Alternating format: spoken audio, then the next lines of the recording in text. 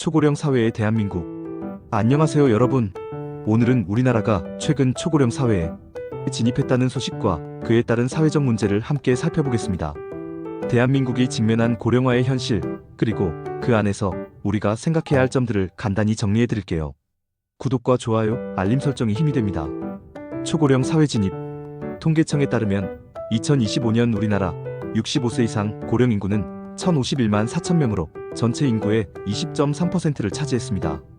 이로써 대한민국은 사상 처음으로 고령 인구 비율 20%를 넘기며 초고령 사회에 진입했죠. 초고령 사회란 전체 인구의 20% 이상이 65세 이상인 사회를 의미합니다. 이는 일본, 이탈리아 같은 나라들과 어깨를 나란히 하는 수준이에요. 하지만 고령 인구가 늘어나는 속도가 워낙 빨라서 우리 사회가 이 변화를 따라잡기엔 시간이 촉박하다는 게 문제입니다. 고령화는 단순히 숫자만의 문제가 아니에요. 의료, 복지, 노동시장 등 사회 전반에 걸쳐 큰 변화를 요구하죠.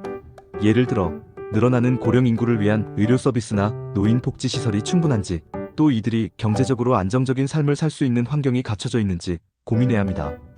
고령층의 경제적 어려움. 고령화와 함께 주목해야 할 건 경제적 불평등 문제입니다.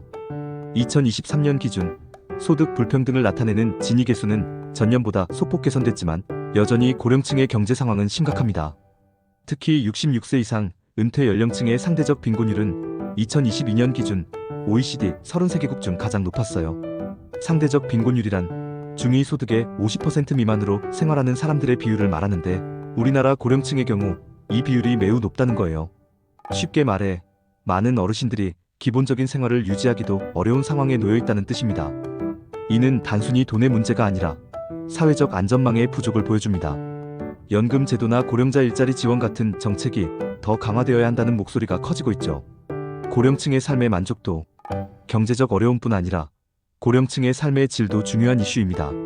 지난해 조사에 따르면 65세 이상 고령자 3명 중 2명이 현재 삶에 만족하지 않는다고 답했어요. 이는 단순히 돈 문제뿐 아니라 사회적 고립, 건강 문제, 그리고 세대 간 소통 부족 같은 다양한 요인이 얽혀있는 결과로 보입니다. 예를 들어 고령자들이 지역사회에서 활동할 수 있는 기회나 취미 생활을 즐길 수 있는 프로그램이 부족한 경우가 많죠. 또 디지털 환경에 적응하기 어려운 분들도 많아서 현대사회에서 소외감을 느끼는 경우도 많다고 해요. 대한민국은 이제 초고령 사회로 접어들었습니다. 이는 단순한 인구 구조의 변화가 아니라 우리 사회가 어떤 방향으로 나아가야 할지 고민하게 만드는 중요한 신호입니다. 고령층의 경제적 안정과 삶의 질을 높이기 위해 우리 모두가 함께 노력해야 할 때입니다. 여러분은 이 문제에 대해 어떻게 생각하시나요? 댓글로 의견을 나눠주시고, 이 영상이 도움이 됐다면 구독과 좋아요도 부탁드릴게요.